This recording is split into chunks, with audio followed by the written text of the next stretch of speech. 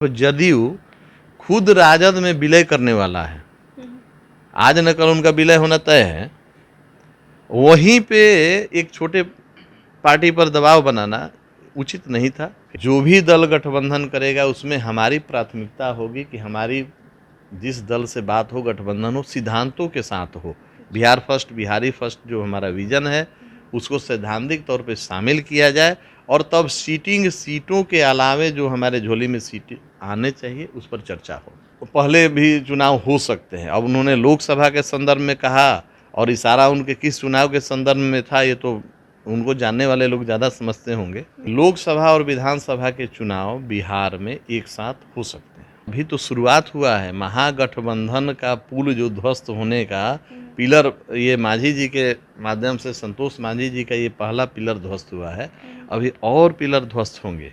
इस महीने का 26 तारीख बीतने दीजिए, तब शुरुआत होगा बिहार का असल राजनीति का। यहाँ पे जो गेम सजा हुआ, भाकपा माले के जो नेता हैं दीपंकर भट्टाचार्य, तो उनके बयान को आप देख लीजिए कि जहाँ जदयू के राष्ट्रीय अध्यक्ष के बयान के ऊपर उनका बयान है, तो ये क्या संकेत दे रहा है? आने वाले 26 तारीख के बाद बहुत सारे खेल और होने बाकी है। नमस्कार, स्वागत है आपका लाइव बिहार में। मैं आपके साथ रूपम। देखिए, भाजपा की एक बैठक हुई और बैठक के बाद जो खबरें सामने आ रही है वो हम आपको बताते हैं कि लोकसभा का चुनाव में सीटों की किस तरह से बंटवारा होगा। दरअसल जो सामने खबरें आ रही है कि 30 सीटों पर बीजेपी खुद लड़ेगी, लेकिन बाकी जो 10 सीट है उसमें किस तरह से जो अपने घटक दल हैं उसमें किस तरह से वो साझा करेंगे।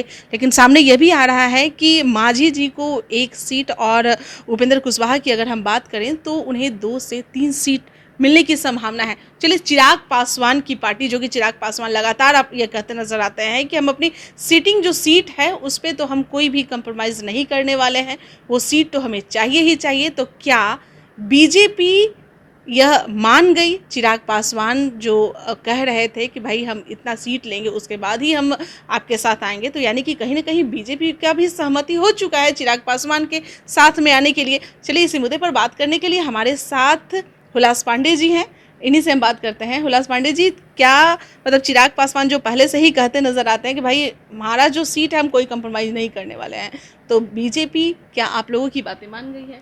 देखिए, अभी आधिकारिक तौर पर हमारे राष्ट्रीय अध्यक्ष जी ने बड़े साफ शब्दों में कहा है कि आप ही मीडिया के माध्यम से हम लोगों को ज्ञात होता है, जानकारी होती है कि किन किन सीटों पर कौन सा दल तैयारी कर रहा है, किस किस सीटों पर अपना कितना प्रत्याशी उतारने की बात कर रहे हैं। तो जैसा कि आपने भी कहा कि मीडिया के माध्यम से भी आज एक खबर निकल के आई है कि भाजपा का कोई बैठक हुआ जिसमें शायद उनका बिहार में निर्णय हुआ है कि 30 सीटों पर चुनाव लड़ेंगे।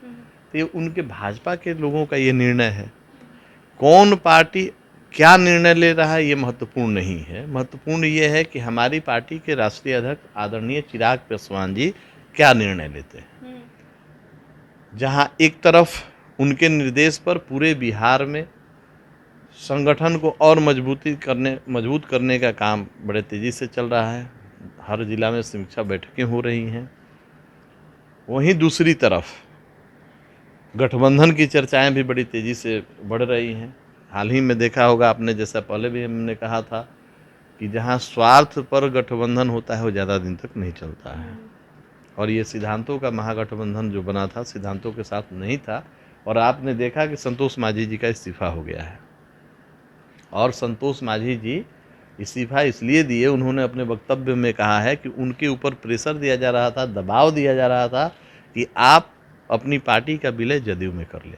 जहां हमको नहीं समझ में आता है कि जहां एक तरफ जदयू खुद राजद में विलय करने वाला है, आज न कल उनका विलय होना तय है, वहीं पे एक छोटे पार्टी पर दबाव बनाना उचित नहीं था। फिर ये उन लोगों का अपना निर्णय होगा। पुनः हम आते हैं लोकसभा की चुनाव पर। तो लोकसभा चुनाव के विषय में अभी आधिकारिक तौर पर कोई एनडीए के तरफ से हमारे नेता आदरणीय चिराग पासवान जी के साथ कोई बैठक नहीं हुई है। आप लोगों के माध्यम से या किसी माध्यम से कोई बातें चर्चा में होते रहती हैं, सीटों की चर्चाएं होती रहती हैं। तो हमारे नेता ने बड़े स्पष्ट रूप से, आदरणीय चिराग पासवान जी ने हम लोगों के साथ जो बैठक हुई है पार्लियामेंट्री बोर्ड के अध्यक्ष होने के नाते, कि जो भी हमारी पूर्व की लोकसभा की सीटिंग सीटें हैं वो हमारे पास रहेंगी। उसके अलावे कौन कौन सी सीटें हमारी झोली में आती हैं ये बात करने का विषय होगा। इससे अलग जाकर कोई हम लोग बात अभी नहीं कर सकते। अच्छा, जो सामने आ रही है कि बीजेपी भाई खुद मान रही है कि 30 सीटों पर वह चुनाव लड़ेगी, लेकिन यह भी खबरें सामने आ रही है कि 30 सीट से भी घटकर हो सके 26 सीट पर मतलब बीजेपी सिमट जाए, लेकिन और भी जो सीटें हैं तो कैसे कैसे क्या दिया जाएगा, उसके लिए ही हम चर्चा कर रहे हैं आपसे। देखिए, सीटों की चर्चा आती है तो कहीं ना कहीं फिर बिहार की चर्चा दबने लगती है। बिहार में जो मतदाता हैं, जो बिहार के लोग वर्तमान महागठबंधन सरकार से उब गए हैं, किसी भी क्षेत्र में आप चर्चा करेंगे, हाल ही के दिनों में आपने देखा होगा पुल धराशायी कैसे हो गया, और बहुत व्यवस्थाएं हैं जो बार बार हम लोग बोलते हैं भ्रष्टाचार चरम पर है, अपराध चरम पर है। तो बिहार के परिप्रेक्ष्य में आदरणीय चिराग पासवान जी जो हमारे नेता हैं, उनको लेकर बिहार की जनता बड़ी आशान्वित है। और ऐसे में जो भी दल गठबंधन करेगा उसमें हमारी प्राथमिकता होगी कि हमारी जिस दल से बात हो, गठबंधन हो, सिद्धांतों के साथ हो। बिहार फर्स्ट, बिहारी फर्स्ट जो हमारा विजन है उसको सैद्धांतिक तौर पे शामिल किया जाए, और तब सीटों के अलावे जो हमारे झोली में सीटें आने चाहिए उस पर चर्चा हो। अच्छा, मध्यवर्ती चुनाव की भी बात कही जा रही है। नीतीश कुमार जी खुद कह रहे हैं कि हो सके पहले ही चुनाव हो जाए, मध्यवर्ती चुनाव हो जाए। 24 वाला जो चुनाव है, लोकसभा का चुनाव 23 में ही होने की संभावना है। इस पर आप लोगों की कितनी तैयारी है और आप लोगों की क्या राय है? रूपम जी, पिछले साक्षात्कार में हमने आपसे बताया था कि हमारी पार्टी इस बात के लिए पहले से मुस्तैद है। हमारे नेता पहले से ये बात कहते आ रहे हैं कि बिहार में कभी भी मध्यावधि चुनाव हो सकते हैं। और कल के वक्तव्य में आपने देखा कि स्वयं मुख्यमंत्री जी ने कहा लोकसभा के लिए कि भाई पहले भी चुनाव हो सकते हैं। अब उन्होंने लोकसभा के संदर्भ में कहा, और इशारा उनके किस चुनाव के संदर्भ में था ये तो उनको जानने वाले लोग ज़्यादा समझते होंगे इन बातों को, और हम लोग बखूबी समझते हैं। अच्छा। हमारी पार्टी का मानना ये है कि लोकसभा और विधानसभा के चुनाव बिहार में एक साथ हो सकते हैं। अच्छा। निश्चित तौर पे लोकसभा और विधानसभा के चुनाव बिहार में एक साथ हो सकते हैं। मध्यवर्ती चुनाव के लिए तो पहले से ही चिराग पासवान कह रहे हैं कि भाई विधानसभा का चुनाव पहले ही हो जाएगा, उसके लिए हम तैयारी कर रहे हैं। तो अब लोकसभा का चुनाव भी पहले होने वाला है, और जैसा कि आप कह रहे हैं कि दोनों चुनाव साथ में ही हो, तो उसके लिए तैयारियां आप लोगों की कैसी बिल्कुल हैं? बिल्कुल, हमारी पार्टी पहले से तैयार है, और अभी तो शुरुआत हुआ है। महागठबंधन का पुल जो ध्वस्त होने का पिलर, ये मांझी जी के माध्यम से, संतोष मांझी जी का ये पहला पिलर ध्वस्त हुआ है। अभी और पिलर ध्वस्त होंगे, अभी और आगे क्या क्या होना है बिहार की राजनीति में उथल पुथल वो आप लोगों को देखने को मिलेगा। बहुत जल्द आप लोगों को, आप 26 तारीख बीतने दीजिए, इस महीने का 26 तारीख बीतने दीजिए, तब शुरुआत होगा बिहार का असल राजनीति का। यहाँ पे जो गेम सजा हुआ 26 तारीख को, 23 तारीख को विपक्षियों की एक बैठक है, 24 तारीख को बिहार में जेपी नड्डा जी आने वाले हैं। 26 तारीख बस अभी हम आपको इतना बताने के लायक हैं, या हम समझते हैं कि अभी इतनी ही जानकारी काफ़ी होगी कि 26 तारीख के बाद बिहार में बहुत सारे राजनीतिक परिवर्तन होने निश्चित हो गए हैं और दिखाई देने लगेंगे आपको। और उसमें कहीं ना कहीं हमारे नेता आदरणीय चिराग पासवान के प्रति जो लोगों का लगाव बढ़ा है, जो उम्मीद बढ़ा है, वो फिर और ज़्यादा गहराई से लोग हमारे साथ जुड़ेंगे। चिराग पासवान से क्या लग रहा है, कब तक बातें होगी उनसे, मतलब किस इस विषय में चर्चा कब तक होगी कि भाई आपको कितना सीट दिया जाएगा?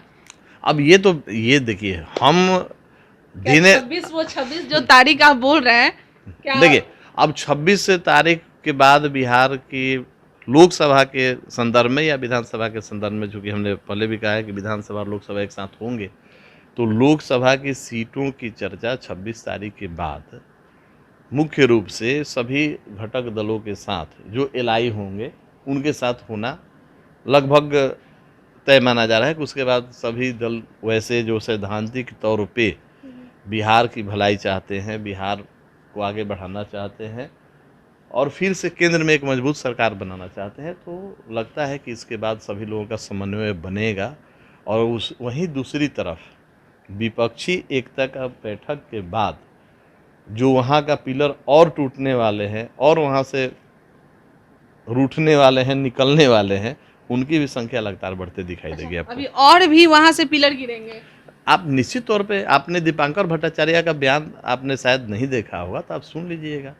उनके एक और छोटे एलआई हैं, भाकपा माले के जो नेता हैं दीपांकर भट्टाचार्य, तो उनके बयान को आप देख लीजिए कि जहाँ जदयू के राष्ट्रीय अध्यक्ष के बयान के ऊपर उनका बयान है, तो ये क्या संकेत दे रहा है? आने वाले 26 तारीख के बाद बहुत सारे खेल और होने बाकी हैं। अच्छा, जो दुकान की जो बातें जो कही गई है कि ललन सिंह जो कह रहे हैं छोटी छोटी दुकानें बंद करवाने की बात जो कर रहे हैं, उसी पे अब इस पे हम क्या बोलेंगे? राजनीति में ऐसे शब्दों का प्रयोग, हम राजनीति कर रहे हैं कि हम व्यवसाय कर रहे हैं? अगर दुकान की संज्ञा देते हैं तो निश्चित रूप से हम व्यवसाय कर रहे हैं, चाहे पुल गिराने का व्यवसाय करें या लोगों को पलायन करने का, बिहार से मजदूरों का पलायन करने का हो, छात्रों का पलायन करने का हो, आप व्यवसाय कर रहे हैं, तभी तो आपको दुकान शब्द याद आ रहा है। तो इन शब्दों का चयन राजनीति में नहीं होना चाहिए।